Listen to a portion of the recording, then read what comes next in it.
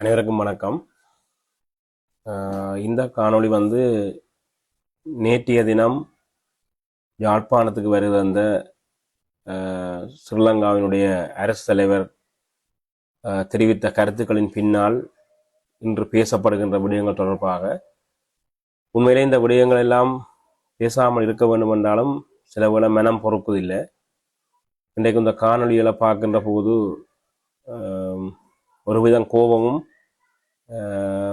ஒரு விதம் இந்த இனத்தை நினைத்து வேதனைப்படுவதா, கவலைப்படுவதா, கோவப்படுவதா என்று தெரியாத அளவுக்கு இந்த நிலைமை இருக்குது.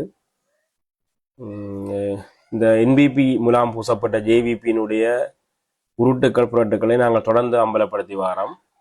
ஆனால் இந்த இனத்தில் இருந்து கொண்டு இந்த இனத்தை அடிமைப்படுத்துவதற்காக துடித்து கொண்டிருக்கின்ற இத்து போன சிலர்களுக்கான பதிவு தான் இது. வழங்க போல ஒரு அரசு தலைவர் வார மாதிரி யாழ்ப்பாணத்துக்கு பொங்கல் பொங்குறதுக்கு அனுராகம் வந்தார். அவர் தண்ட காலால் நடந்தார். அவர் வாக்கிங் போனார். தண்ட கையால் தான் மக்களுக்கு எல்லாம் கை காட்டி வணக்கம் சொன்னார். இப்படியெல்லாம் பேசப்படுது. ஆனால் இன்றைக்கு எத்தனை விடயங்கள் இன்றைக்கு இந்த 76 வருடம் புரியோடி போயிருக்கின்ற இலங்கையின் இனப்பிரச்சனை தொடக்கம் பல்வேறுபட்ட விடயங்களுக்காக போராடி வருகின்ற வரைக்கும் அத்தனை விடயங்களும் இன்றைக்கு கிடப்பில் போடப்பட்டிருக்கிற நிலையில அவருடைய வருகையை கொண்டாடுவதற்கும் அவரோடு சேர்ந்து செல்வி எடுப்பதற்கும் ஆராத்தி எடுப்பதற்கும் தான் இன்றைக்கு இந்த இனம் இருக்கின்றதா என்ற ஒரு பக்கம் கேள்வி எழுந்தாலும், இந்த ஜேவிபி என்பிபி முலாம் பூசப்பட்ட ஜேவிபியினுடைய கடந்த கால வரலாறுகள் எல்லாம் நாங்கள் தொடர்ச்சியாக பதிவேற்றி கொண்டு வாரோம். இருந்தாலும் நேற்றைய இந்த அனுரா அவர்களுடைய உரையை வைத்துக்கொண்டு சில விடயங்களை சொல்ல வேணும் என்ற அடிப்படையில் இந்த காணொலியை பதிவேற்றம் செய்கிறேன். என்னென்னு சொன்னால், நேற்றைய அனுராவினுடைய உரையில மிக முக்கியமானது அங்கிருந்த மக்களை நோக்கி அவர் சொன்னார் என்றால், தெற்கு பகுதியில் இருக்கிற சிங்கள ஆட்சியை வைத்துக்கொண்டு நீங்கள் வடக்கு பகுதியிலையும் ஒரு ஆட்சி இருக்க வேண்டும் என்று நினைத்த நீங்கள், ஆனால் இப்போ எல்லாம் ஒன்றுதான் என்று அவர் அந்த வடக்கு என்று அடையாளப்படுத்துவதனூடாகவே முதலாவது தமிழர்களுடைய வரலாற்று தாயகம் என்று சொல்லப்படுகின்ற வடகிழக்கு என்கின்ற தாயக கோட்பாட்டை அழித்து தன்னுடைய பெயரிலேயே வடக்கு என்று பிரித்து சொல்வதன் மூலம் அந்த பிரித்து தான் வடக்கை அடையாளப்படுத்தி அல்லது வடக்கு என்று சொல்வதன் ஊடாகவும் அவர் 2-3 சூழ்ச்சியமான கருத்தை சொல்லியிருக்கிறார். அதில் மிக முக்கியம் இந்த வடகிழக்கு தமிழர்களுடைய தாயக கோட்பாடு. இந்த தாயக கோட்பாட்டை நீதிமன்றம் வரை சென்று அளித்தது அல்லது இல்லாமல் செய்தது இந்த ஜேவிபி தான். அது இப்போ என்பிபி முலாம் பூசப்பட்டு வந்ததால நான் சொன்ன இந்த இத்து போன பலர்களுக்கு தெரியலை இந்த இனவாதத்தினுடைய அல்ல இந்த ஜேவிபியினுடைய இந்த இனவாதம் பிடித்த சிந்தனைகள்.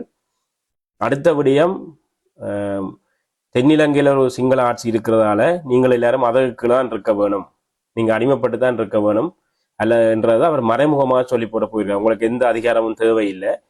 இன்னைக்கு 76 வருடங்களுக்கு மேலாக தமிழர்கள் ஒரு அதிகாரத்துக்காகவும் எங்கள் இல்லத்தில் நாங்கள் வாழ வேண்டும், நாங்கள் ஒரு அடையாளத்தோட ஒரு தனித்துவமான இனம், தாயகம் தேசியம் சுயநிர்ணயம் என்ற அடிப்படையில் நாங்கள் போராடி வாரோம்.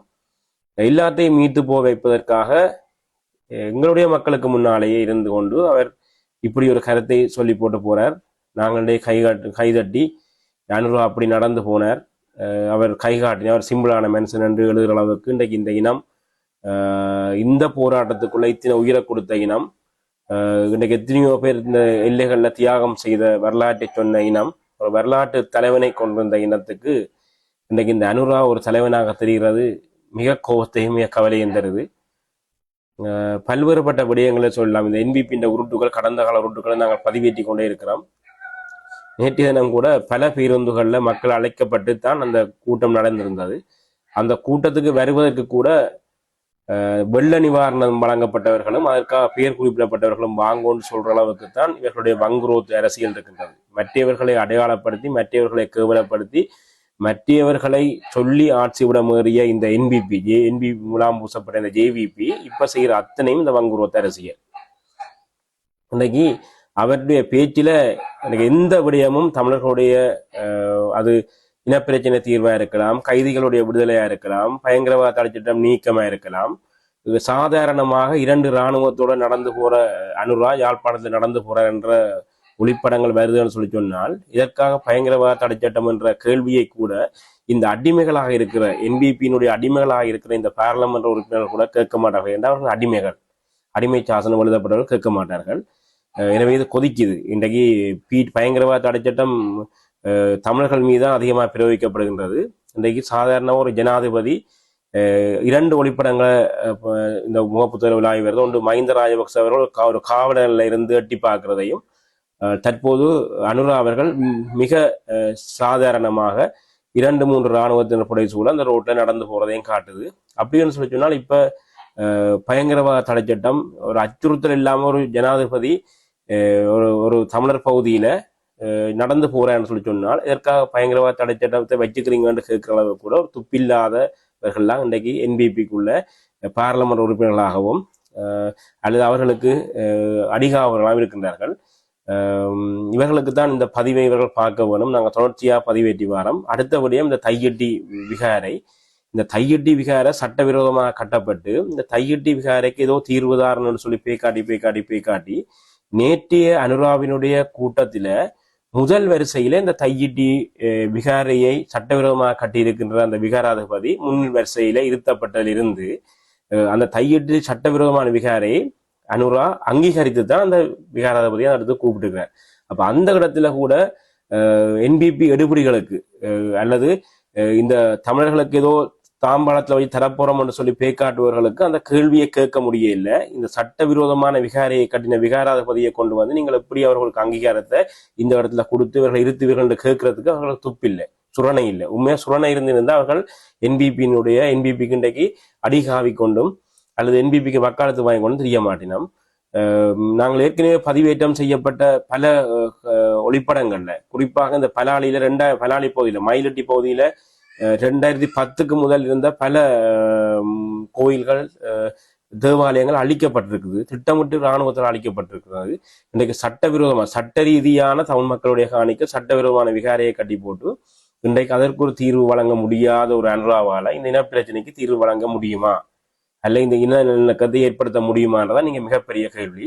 இவர்கள் இன்றைக்கு இந்த பேரினவாத அல்லது பௌத்தத்தை முன்னிலைப்படுத்தி கொண்டும் இந்த பிக்குகளுக்கும் இந்த தீரர்களுக்கும் இந்த விகாராதிபதிகளுக்கும் வணங்கி கொண்டும் பௌத்தத்தை முன்னிலைப்படுத்துகின்றவர்களாகத்தான் இருப்பார்கள் ஒழிய ஒட்டுகாலம் இவர்களால் இந்த நாட்டில சரியான சட்டத்தை சொல்வதற்கோ அல்லது எந்த ஒரு வேறுபாடும் இல்லாமல் நடப்பதற்கோ முடியாது. திட்ட தெளிவாக அவருடைய இந்த பொங்கல் தினத்தினுடைய வருகை அதைத்தான் சொல்லி இருக்கின்றது. எத்தனையோ அரசாங்கங்களை விமர்சித்தார்கள், சிம்பிளாக வருவார்கள் சொன்னார்கள். அவர் நேற்று வந்து கிளிலான் இறங்கினார். ஒரு ஜனாதிபதியாக இருந்தால் அதுக்கு விசேடமான காரணங்கள் இருக்கலாம். ஆனால் கடந்த அரசாங்கங்களை இவர் சொல்லுகின்ற போது சாடினது தங்களுடைய தேவைக்காக நிதியை செலவிட்டார்கள் என்று சொல்லி நேற்று தடல் புடலாக நடந்த இந்த பொங்கல் தினத்துல எவ்வளவு நிதி செலவிடப்பட்டிருக்குன்னு சொல்லி சொன்னால் இது ஒரு ஆடம்பரமான செலவு தான். ஒவ்வொரு நேரத்திலையும் நீங்க கேள்வி கேட்டுக்கிறீங்க. இன்றைக்கு அதையே இவர்கள் செய்கின்ற போது இன்றைக்கு இவர்களுடைய வங்குரோத்து அரசியல்லாம் இதுல அம்பலமாகின்றது. அதை விட இன்றைக்கு அவர் பேசின பேச்சுக்கள் அத்தனையும் உப்புச்சப்பு இல்லாமல் பௌர்ணமி தினத்துல போராடுவர்களுக்கு அங்கே காணி இருக்குதோன்னு சொல்லி தான் புலனாய்வாளர்களிடம் கேட்டதாக அதுல என்று சொல்லுகின்றார். இன்றைக்கு அந்த விகாரையை கட்டின சட்டவிரோதமான விகாரையை கட்டின விகாராதிபதியை அவருக்கு அங்கீகாரத்தை கொடுத்து அந்த இடத்துல அழைத்து கௌரவப்படுத்தி கொண்டு இந்த கேள்வியை கேட்கறதுக்கு ஏதாச்சும் துப்பி இருக்க வேணும். இந்த மண்ணில இந்த வடகிழக்கு தமிழர் தாயகம் என்று போராடி வருகின்ற ஒரு இனம், ஒரு ஆயுதம் தூக்கி போராடின இனம், இத்தனை பேரை மண்ணுக்கு கொடுத்தது. மட்டக்களப்பில் நின்றவன் முகமால உயிர் கொடுத்துக்கிறான், யாழ்ப்பாணத்துல நின்றவன் திருவண்ணாமலையில் உயிர் கொடுத்துக்கிறான். இந்த மண்ணுக்காக, மண் உரிமைக்காக தங்களுடைய சொந்த காணிகண்டு இல்லாமல் போராடின இனம் தான் இந்த இனம். ஆகவே இந்த மண்ணுக்காகத்தான் நாங்கள் போராடி வாரோம், எங்கள் நிலத்துக்காகத்தான் நாங்கள் போராடி வாரோம். அந்த இடத்துல காணி இருக்கும் என்று கேள்வி கேட்கிற நீங்கள் எப்படி அந்த இடத்துல சட்டவிரோதமாக எங்கேயோ இருந்து வந்த ஒரு பிக்கு விகாரை கட்டியிருக்கிறார் என்றதை கேள்வி கேட்கறது உங்களுக்கு துப்பில்லை, உங்களுக்கு பயம் இல்லைன்னா நீங்க இந்த ஆட்சிக்காரர் இருக்க முடியாது. அவர்களுக்கு சாமரம் வீசினால்தான் நீங்கள் இந்த பௌத்த ஆட்சி பீடத்துல நீங்க இருக்கலாம் என்றதாலதான் நீங்கள் சாமரம் வீசி கொண்டிருக்கிறீர்கள். இன்றைக்கு உங்களோட கருத்துக்களை கேட்கறதுக்கும் இன்றைக்கு தமிழர் தரப்பிலையும் ஒரு சில இவர்கள் இருக்கிறார்கள், சாமரம் வீச இருக்கிறார்கள் சொல்லி இந்த இனத்துல ஒரு சாபக்கேடாகவும் ஆகப்பிந்திய வேதனையாகவும் நாங்கள் பதிவு செய்கிறோம். காரணம் என்னவென்றால் இன்றைக்கு இவ்வளவு விடயங்களையும் சொல்லிக்கொண்டு இவ்வளவு விடயங்களையும் பட்டவர்த்தமாக சொல்லுகின்ற போது அதை கேள்வி கேட்பதற்கும் அந்த விடயங்களை என்ன நடக்குதுன்னு தெரியாத அளவுக்கு தான் இன்றைக்கு அதில் தெரிஞ்சும் இந்த இனத்தை கருவறுப்பதற்காகத்தான் இன்றைக்கு என்பிபிக்குள்ள பலர் நின்று முண்டியெடுத்து கொண்டிருக்கிறோம். நிச்சயமா கால ஓட்டத்தில் இதெல்லாம் அத்தனையும் அம்பலமாகும். நேற்றைய தினம் மாபெரும் தளபதி கிட்டு அவர்களுடைய நினைவு நாள், நேற்று முன்தினம். இந்த நாளை கடந்து வருகின்ற நாளில் கூட எல்லாவற்றையும் மறந்தவர்களாக எல்லாவற்றையும் கடந்தவர்களாக நாங்கள் நின்று இந்த இடத்துல அனுராவை ஒரு தலைவனாக நாங்கள் சொல்லுவது என்பது எங்களோட வரலாறுகளை முற்றுமுழுதாக மாற்றி அமைக்கின்ற அல்ல வரலாறுகளை தெரிஞ்சும் தெரியாத போல் நடந்து போகின்ற அல்லது அந்த காலகட்டத்திலே அத்தனை உயிர்களை கொடுத்ததற்கு ஒரு பெருமதி அல்லாத அல்லது கொச்சைப்படுத்துகின்ற ஒரு விடயமாக இருக்கும் என்றதான் எங்களுடைய கருத்து. இந்த என்பிபியால் நிச்சயமாக அவர் இனவாதம் என்று சொல்லிக்கொண்டு ஒட்டுமொத்தமான இனவாத கருத்துக்களை சொல்லுகிறது இந்த அனுராதான். அவர் இனவாதம் இல்லையோ என்று சொல்லி சொன்னால் இந்த தையட்டியில் இருக்க விகார அகற்றப்பட்டிருக்க வேணும். சட்டவிரோதமான என்றது எல்லாருக்கும் தெரியும். அவருடைய இராணுவ புலனாய்வாளர்கள் அத்தனை புலனாய்வாளர்கள் கொண்டு கேட்டால் தெரியும் அப்ப இது என்ன நடந்திருக்குன்னு சொல்லி. ஆகவே தெரிஞ்சும் பௌத்த பீடத்தை திருப்திப்படுத்துவதற்காகத்தான் இவர்களுடைய செயற்பாடுகளை ஒழிய தமிழ் மக்களுக்கு இவர்களால் எந்த ஒரு விமோசனமும் இல்லை. அதைத்தான் இந்த அனுராவுடைய பயணம். அவர் பொங்கல் சர்க்கரை பூசி நஞ்சு கலந்த சர்க்கரையாக பூசி இனிப்பை தந்துவிட்டு சென்றிருக்கிறார். இது கால ஓட்டத்தில புரியும்.